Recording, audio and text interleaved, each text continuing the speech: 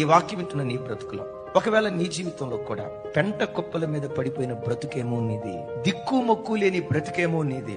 నా వెనక నాకు సపోర్ట్ ఇచ్చేవారు ఎవరూ లేరయ్యా, నా చెయ్యి పట్టుకుని నన్ను పైకి లేవనెత్తే వాళ్ళు ఎవరూ లేరయ్యా, వెనుతట్టేవాళ్ళు, ధైర్యపరిచేవాళ్ళు, ప్రోత్సహించేవాళ్ళు, చెయ్యి పట్టుకుని లాగి నన్ను పైకెత్తి నిలవబెట్టే వాళ్ళు ఎవ్వరూ లేరయ్యా, అయ్యో నేను ఏకాకినైపోయాను అని ఒకవేళ నీవు అంటూ ఉంటే ఒక శుభవార్త. అంది మార్గాల్లో నీకు లేకపోవచ్చు, దేవుని కృప నీకుంటే చాలు. నిన్ను ప్రోత్సహించే వ్యక్తులు లేకపోయి ఉండొచ్చు, దేవుని కృప నీకుంటే చాలు. నీకు సపోర్ట్ ఇచ్చే వ్యక్తులు లేకపోయి ఉండొచ్చు, దేవుని కృప ఒక్కటి నువ్వు వరంగా పొందుకోగలిగితే ఆ కృపే పెంట కుప్పల మీద నుండి లేవనెత్తి భూలోకంలో సింహాసనం మీద కూర్చోబెట్టగా.